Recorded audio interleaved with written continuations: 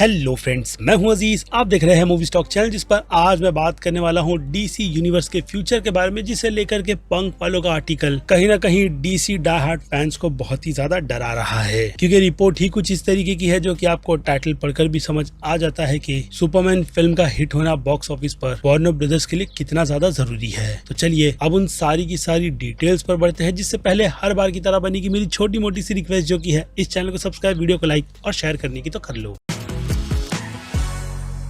तो फ्रेंड्स, तो ये बात सभी को पता है कि वार्नर ब्रदर्स की सिचुएशन फिलहाल तो अपने पूरी ही फिल्म डिपार्टमेंट को लेकर के कुछ खास ज्यादा अच्छा नहीं चल रहा। इसीलिए इसे कॉमकास्ट से हटा करके डिस्कवरी वालों को बेचा गया, जिन्होंने नए आइडियाज के साथ कुछ छोटी मोटी सी अचीवमेंट तो हासिल की ही है, लेकिन उस लेवल की नहीं जिन सब में अब भी वार्नर ब्रदर्स को फिक्स करने की पूरी के पूरी प्रिपेरेशन बहुत ही जोरों शोरों से चल रही है। तो वहीं दूसरी तरफ डीसी पर नजर डाली जाए तो जोकर 1 के हिट होने के बाद डीसी यूनिवर्स में बाकी 11 रिलीजेस में सिर्फ बैटमैन के अलावा बाकी ऑलमोस्ट पूरी 11 फिल्मों के अराउंड फ्लॉप का टैग ही मिला है। यानी मैसिव फ्लॉप्स डीसी के यूनिवर्स में सुपर हीरोज की फिल्में हो रही है। तो वहीं वार्नर ब्रदर्स का भी हाल मिक्की 17 को लेकर के कुछ खास ज्यादा अच्छा है नहीं, जो कि डेफिनेटली ओवर बजट तो बनाई ही गई है। और ऐसी ही सिचुएशन F1 फिल्म की भी है। तो दूसरी तरफ फाइनल डेस्टिनेशन, सिनर्स और माइनक्राफ्ट जैसी फिल्म भी कुछ अच्छा रिस्पॉन्स नहीं पा रही। बाकी यूनिवर्सल तो अपनी जुरासिक वर्ल्ड के साथ साथ बिलियंस के आंकड़ों को काफी आसानी से पार ही कर लेता है। तो वहीं ऐसी ही सिचुएशन मार्वल के लिए भी अच्छे कंटेंट को लेकर के अब भी बिलियन के आंकड़े को छूने की है।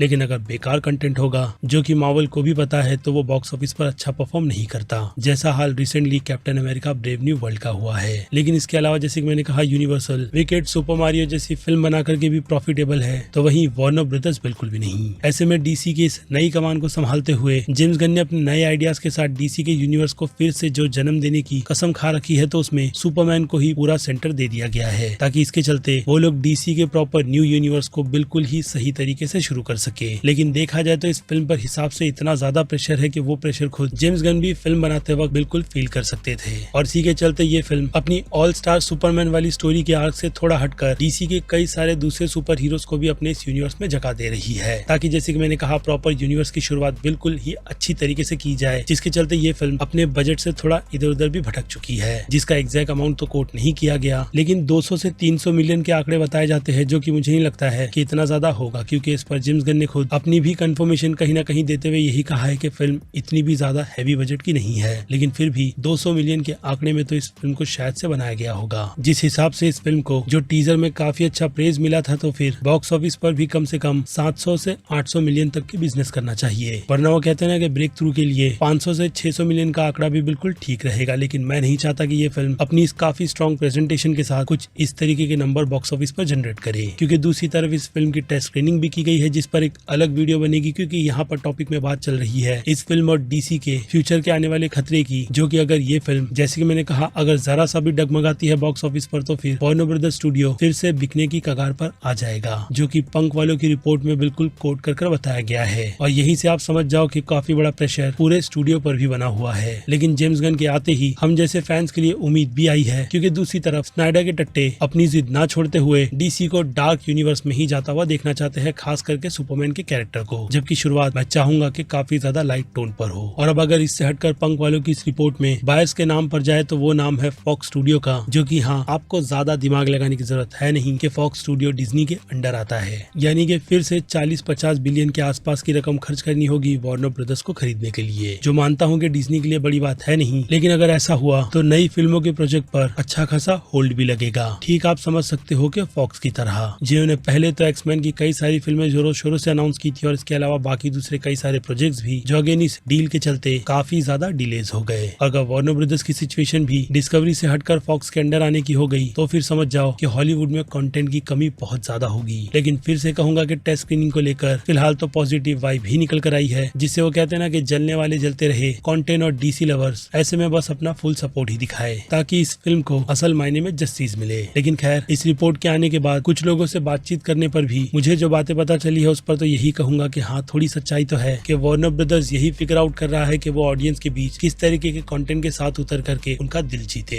जिसमें फिलहाल तो उनकी तरफ से कई सारे अननेसेसरी डिसीजंस, रेहान कुगलर से लेकर के बॉन जोंग हुंग को हैवी बजट देने का मुझे लगता है कि बहुत ज्यादा गलत था। इसलिए उन्हें कंटेंट के फ्लो में बहते हुए पैसे भी कुछ इस तरीके से बहाने नहीं चाहिए, जो कि डेफिनेटली उनके फ्यूचर को बहुत ज्यादा हार्म भी करेगा। और आज की तारीख में जो ऑडियंस का टेस्ट बदला है उससे तो अब कह सकते हो कि स्टूडियो को और भी काफी ज्यादा सतर्क हो जाना चाहिए, जो कि वार्नर ब्रदर्स इस मामले में फिलहाल तो थोड़ा नहीं है। लेकिन खैर, वेट एंड वॉच वाली सिचुएशन में देखते हैं कि सुपरमैन अपनी टारगेटेड ऑडियंस तक पहुंच भी पाती है या नहीं। बाकी इसकी टेस्ट स्क्रीनिंग से रिलेटेड जल्दी एक वीडियो बना करके दे दूंगा, वो क्या कहते हैं। फिलहाल तो अब इस अपडेट में इतना ही। बाकी मैं हूँ Aziz, movie stock channel like share subscribe भूलना मत। मिलूंगा जल्द ही दूसरी किसी वीडियो में। Till then bye.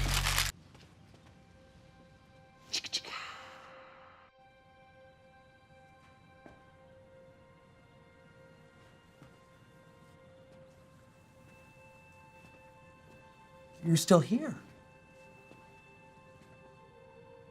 It's over. Go home.